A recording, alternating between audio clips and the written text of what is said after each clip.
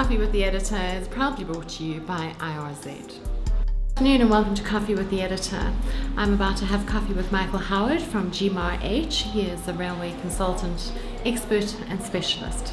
Michael, thank you so much for joining me for Coffee with the Editor. For those who don't know you, and I can't imagine who those people would be, but give us a bit of background on you. There's plenty. I fly under the radar. Philippa, I'm a mechanical engineer by profession, and I've been in the railway industry for 27 years, from when I left university. I actually had a bursary with the railways, so I went to work for them straight away. And I've pretty much stayed an above rail expert, but working on multidisciplinary projects. So in that environment, getting exposure to the full gambit of railway engineering, railway operations, infrastructure, rolling stock, procurement projects, big contracts, a lot of consulting work to the rail safety regulator, a lot of work in Africa, all over Africa, and just a multidisciplinary. I call myself a railway expert.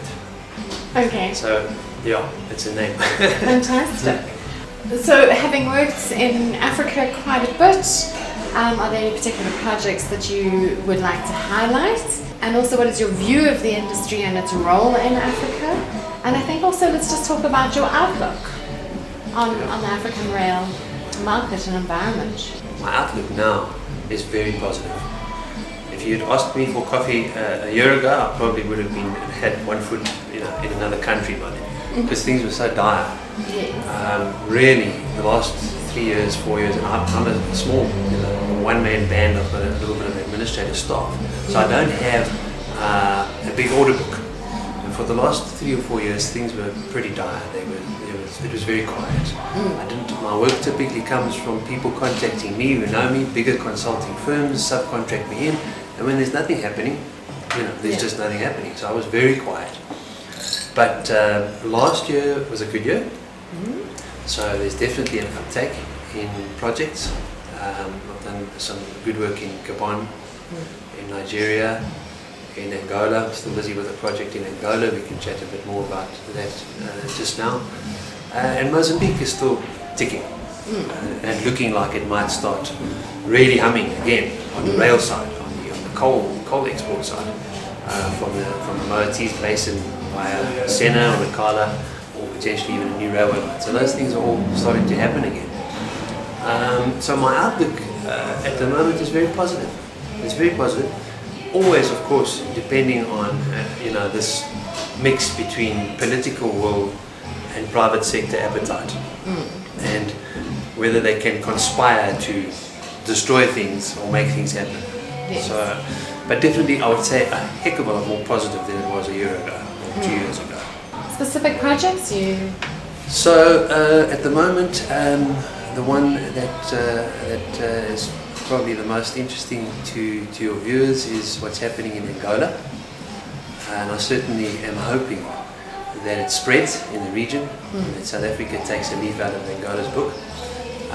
What Angola is really driving very hard is an institutional restructuring of their vertically integrated state-owned railways. So in other words, what we've now heard of the term unbundling very recently in the media in the context of Eskom. That's what Angola is doing effectively with their railways. So they've passed some government decrees and they've put in place the sort of, let's say, the political frameworks to do it. And they have myself consulting to them on getting this into action. In other words, splitting up the railway so that you have an operator regime, you have some maintenance capacities, and you have an infrastructure element. And of course, by doing that, you've broken a big, huge, unquantifiable entity into bite-sized portions that would be more attractive to the private sector.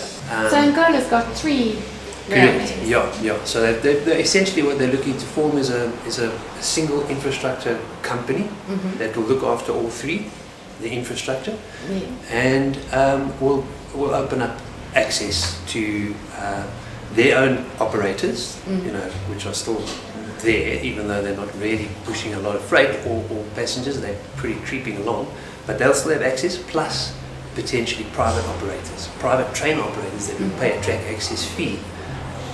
That's one model, a track access fee to the infrastructure company on all three. My opinion is that that's actually the way to go. Yeah. But that's my opinion, because it will stimulate not only the efficiencies of that particular line or that particular section, but it also then stimulates the rolling stock environments and the supply chain around that, all the logistics around that as well. Is my thinking correct? Yes, absolutely, absolutely. I mean, the fact of the matter is, everywhere that you look in the first world, there is that split, that unbundling of the vertically integrated railway company of the past, the traditional structure, exactly for that reason.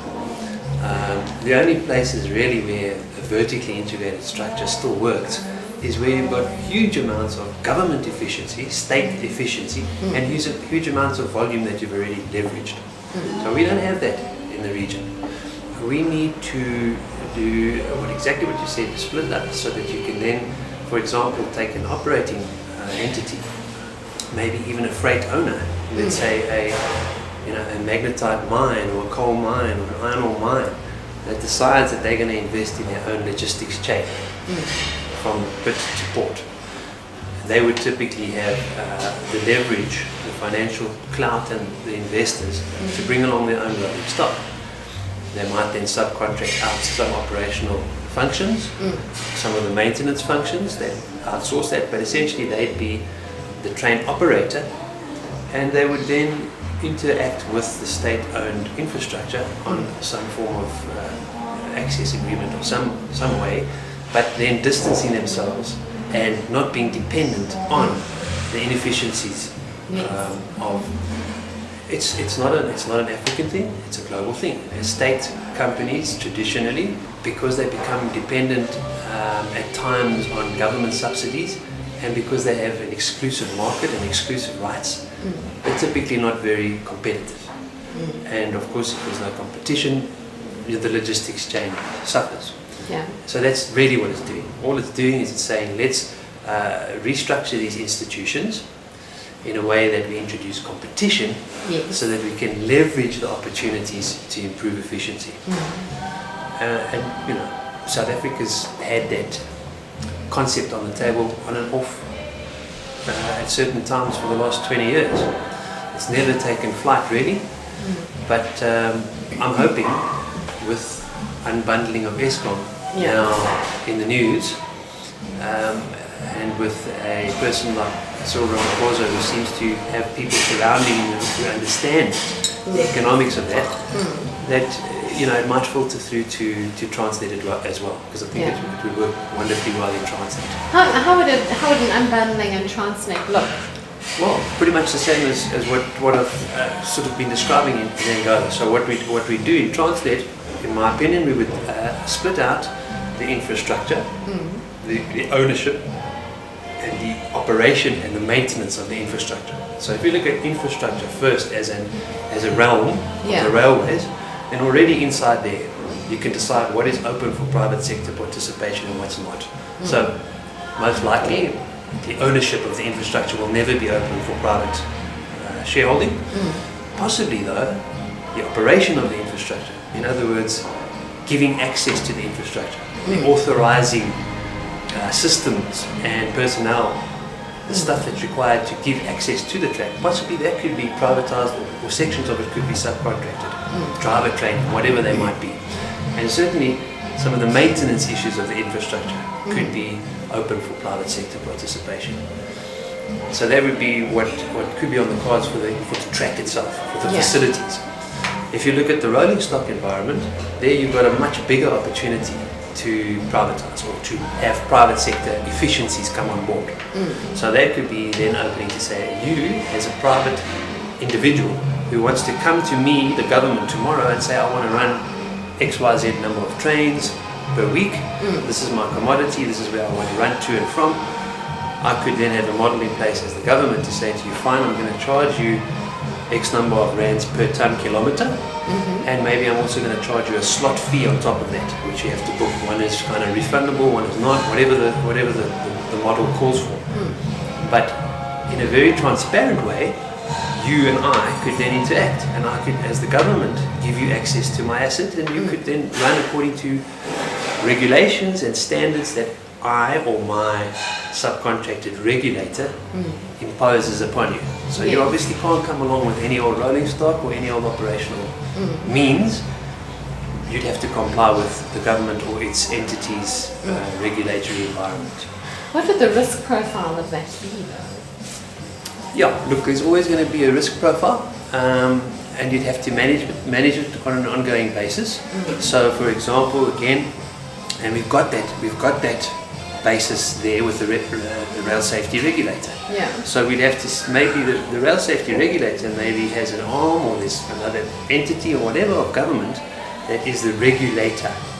So as such, very strict standards, what the rolling stock must comply to, what the operational systems, what the driver training must comply to, certification, etc. All of these aspects could be, the risk could be managed through very good standards, through processes and procedures, and obviously then the whole process of risk, which includes, you know, regular audits, it includes corrective actions and all the rest of it. But really, as soon as you open the door to a private sector environment, even the risk management becomes better. It should become better, because no one wants to lose rolling stock.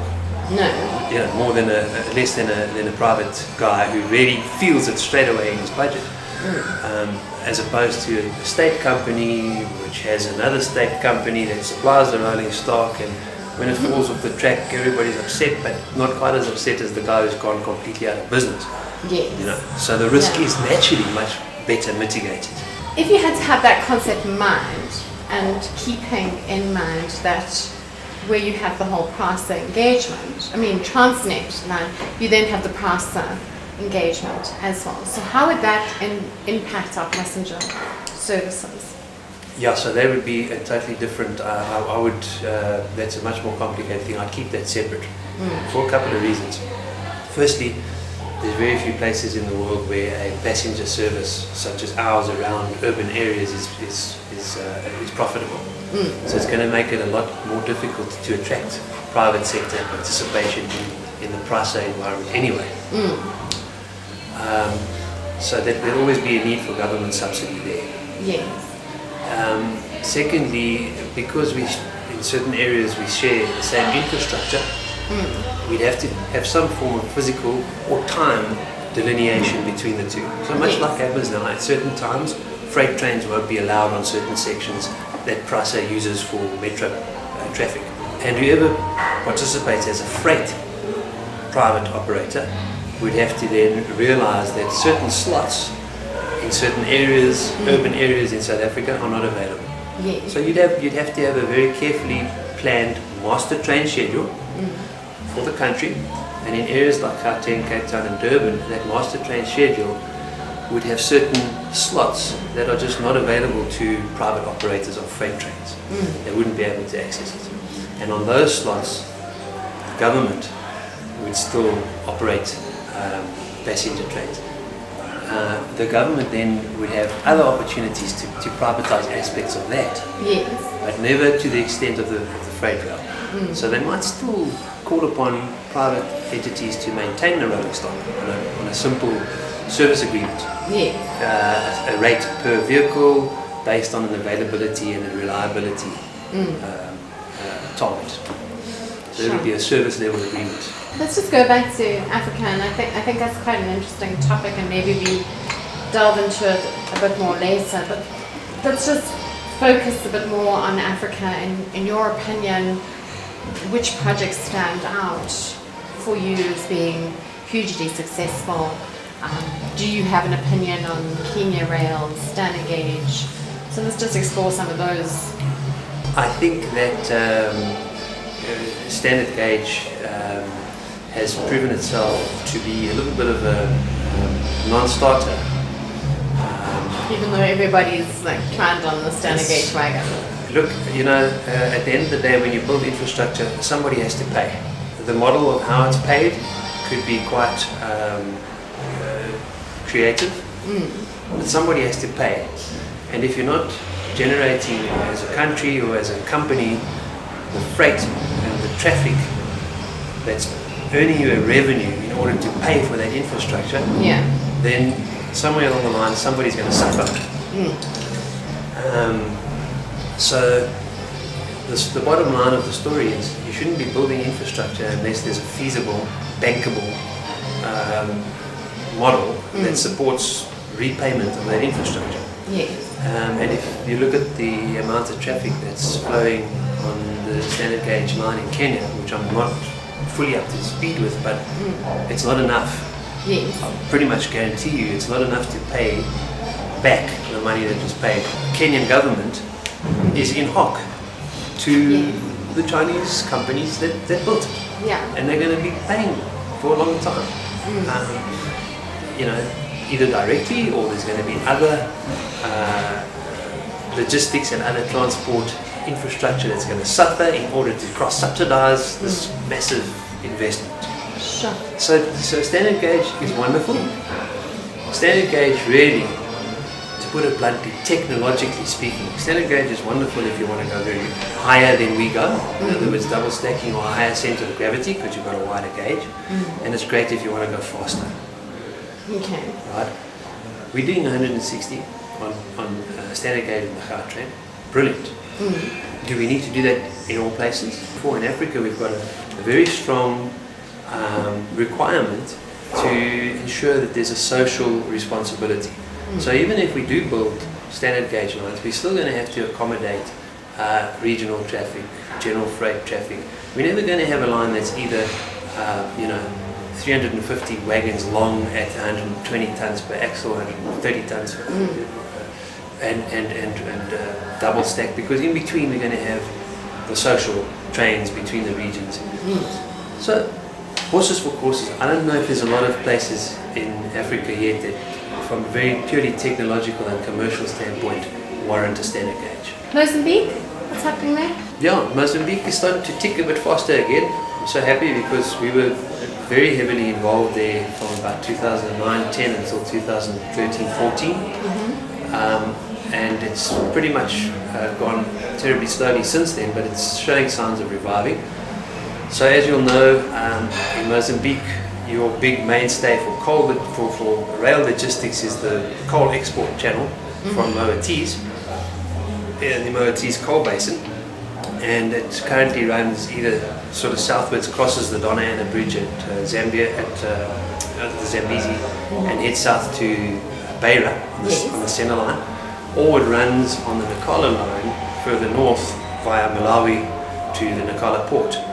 And there's been on the cards for a long time a third line, the Greenfields new rail and port project, which would stay just north of the Zambezi and get to the coast at Quelimane or Makus. So that third project at one stage, 3, 4, 5 years ago when coking coal was up above, I think it even went above $200 a ton, that third project was kind of championed by Rio Tinto. And they were talking about 100 million tons per annum of coal exports off that line at one stage. Coking coal prices dropped.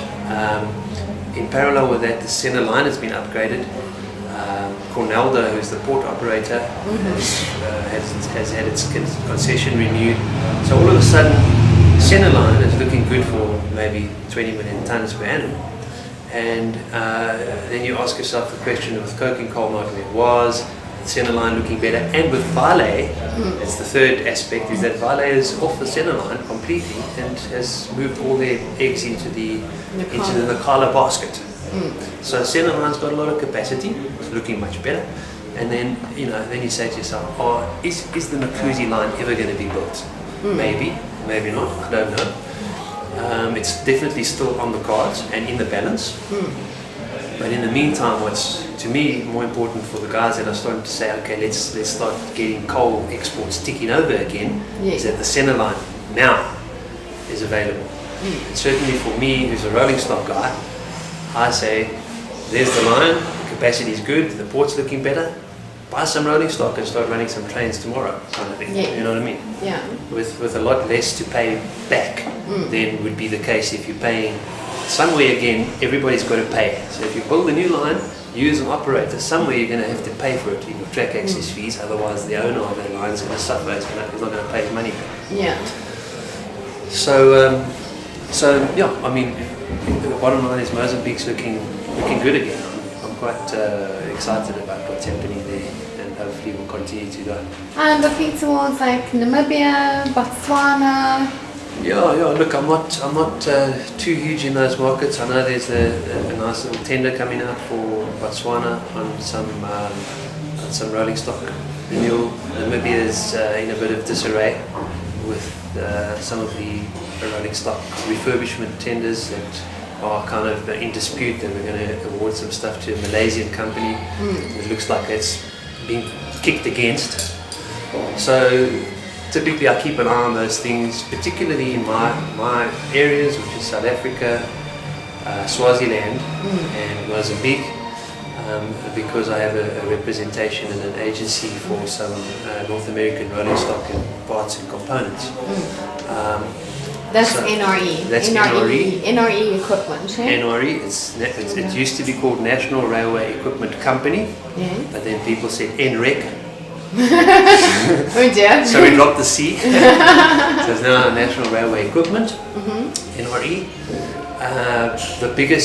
Still the biggest privately owned supplier of locomotives and locomotive spare parts and components. So we've supplied, in fact, a lot of the locomotives on the Senna line. In fact, all of the locomotives on the Senna line are either directly purchased from NRE or purchased from Grunrod using NRE's kit.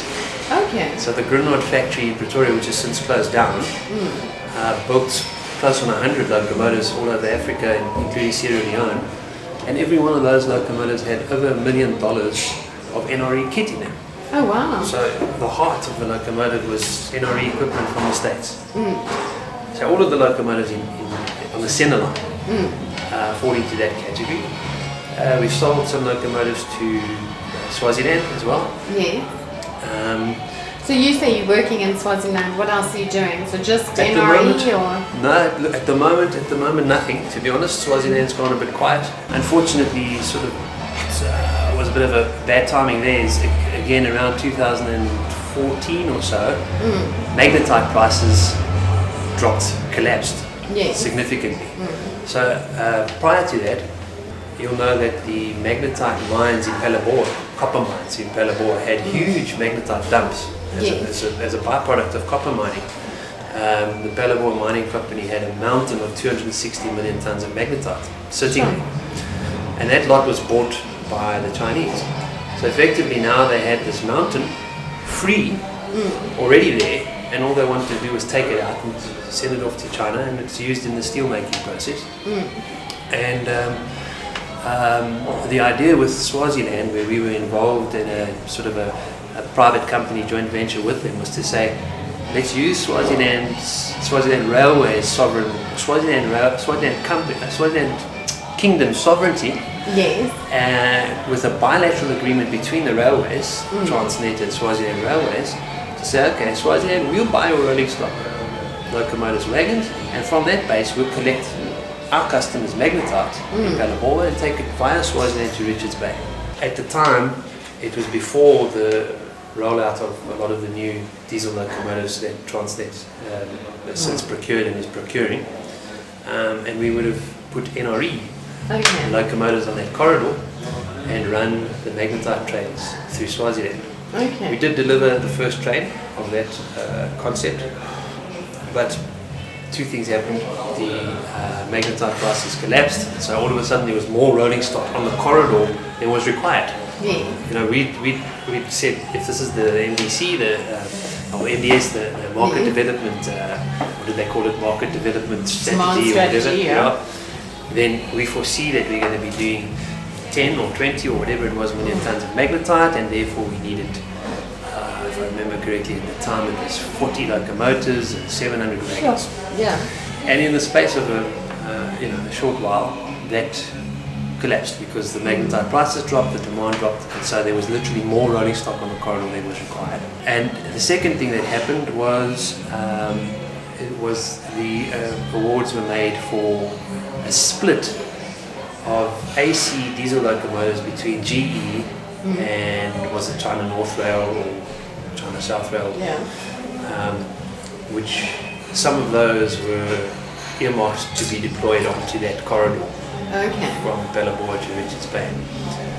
So, Swaziland at the moment has been pretty quiet. We've just been looking after their locomotives, and I'm kind of keeping an eye on the press and seeing what's happening with prices and demand and current rolling stock supply. NRE is there. We've got a great product which I'm wanting to look at pushing a little bit more, which is a shunting locomotive. Because, as you know, Transnet bought all these mainline locomotives, but what they haven't addressed, I don't think, properly and fully, is their requirement for shunting and short-haul locomotives. So there we have a product which is a very economic, fuel economic, and very good on emissions. It uses multiple 2 or 3 engines and generators on the same platform, bringing in only what's needed. So that's something that certainly the NRE connection into South Africa is one I'll be pushing. Core services that you, as a consultant, offer?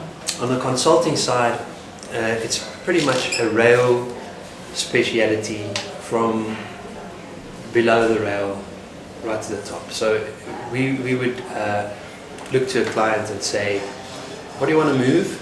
What's the commodity? From where to where? And out of that, we'd start the process with a service design. So very often, the companies that are very infrastructure oriented want to come and put down infrastructure before they look carefully at what is the service design requirement.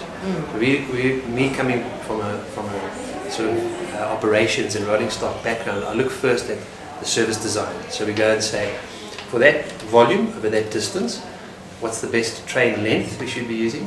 What's the best axle load we should be using? What are the factors that drive operating costs, capital costs? What's our client's appetite for each? Those sorts of questions that determine first and foremost the service design.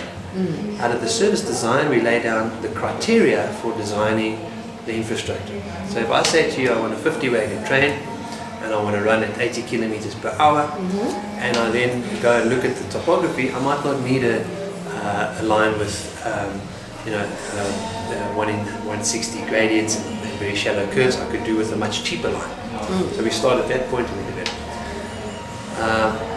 So without going into too much technical detail, the summary of my core expertise in railways is really very much advisory on a top-down service design view, and then looking at who we have to bring in to create the engineering solution. Michael, earlier you mentioned working with the rail safety regulator. We've spoken about rolling stock and passenger, so let's just touch on the safety aspect of rolling stock. In a railway environment, you're always talking about multiple regimes in contact and interfacing with each other.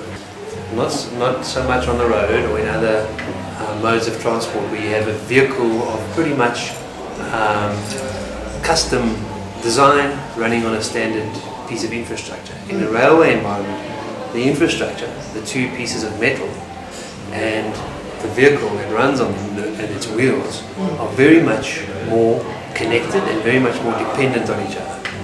As is the control of those vehicles, because of the nature of the single access route with conflicting movements being a risk. So when you look at railway safety, you always have to stand back a little bit further and look at it as a global system, look at it as a multifaceted system. You're never going to typically have one cause for an accident. You might have one primary cause, but generally it's a convergence of things happening to cause an accident or a derailment.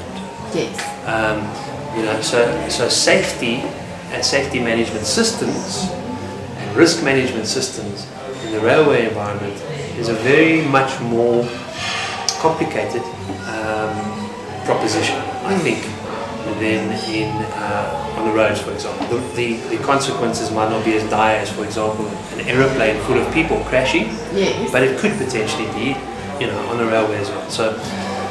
So safety really starts, I think, first and foremost, in a technological point of view, it starts at the wheel-rail interface. Are we doing anything between the wheel and the rail that is risking either wheel unloading or wheel climb, or a combination of the two?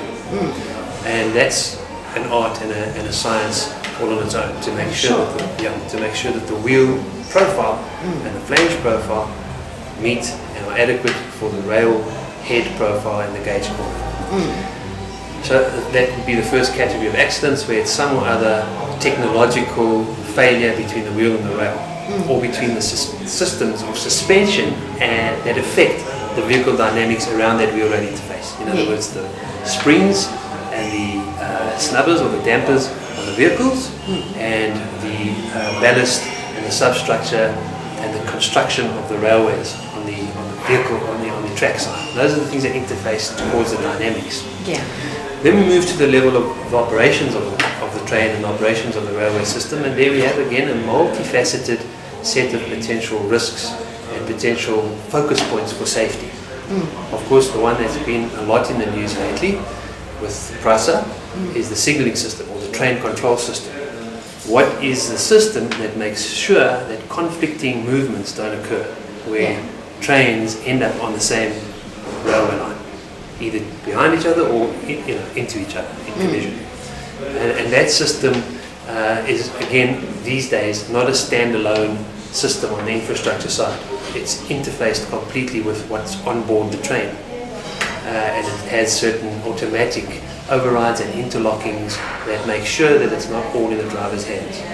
Unfortunately, the rollout of some of the new systems in PRASA has been taking some time, and it started quite late, in the sense that a lot of the existing systems prior to the new stuff that's rolling out was already very old, unreliable, and was a lot of accidents waiting to happen. So this is where we saw some of the accidents that have been occurring for some time, because drivers don't have communications, systems have failed, so they're dependent on abnormal working, which is where I have to talk to someone before I can proceed, and someone has to say something back to me. So it becomes very prone to human error. We don't want that. We want it to be a system that identifies, flags errors, either absolutely disallows errors, or makes sure that the driver is alerted to the error so he can take appropriate action. Absolutely. So that's coming. I mean, PRASA is rolling out some lovely new systems. Yeah, so Siemens is finished, almost finished with the Gauteng side. You would have saw that. seen the coffee with the editor recently. Yes. So things are happening. The public doesn't necessarily see that. Yeah. And unfortunately, I think, like a lot of things in South Africa, the time that we've spent messing up a lot of things or letting a lot of things deteriorate is only now coming to bite us. Yes. And the guys that have taken the can to improve things, they're the guys that are getting the most hidings out of the failures of the past. Absolutely. So we have to clean up, and it's going to take some time. As it's going to take some time to fix up municipal issues and other issues around us, it's going to take some time to fix up the railways. But if we put some basics in place, first and foremost, if we create the environment and the transparency to get private sector participation involved, or the private sector involved, and if we once again empower and make fully independent and empower the safety regulator. And I don't really know how the rail safety regulator should be positioned. I don't know what the utopia is, but I do feel they don't have enough teeth. Look, the critical thing is you can't have a safety regulator with all the teeth, because the safety regulator doesn't have ultimate responsibility for the operator's own safety. Yes. Right. So Okay, the two have to go hand in hand. You have to have a strong regulator, but you have to have safe operators pulling their weight. Because unfortunately the safety regulator is exactly like you're saying, it's stuck between a rock and a hard place. Yeah. And its mandate is not to put in place safety. Its mandate is to audit safety management systems, and make sure that certain standards and regulations are being met. It can, it can put in place, take away safety permits temporarily, or provisionally revoke safety permits.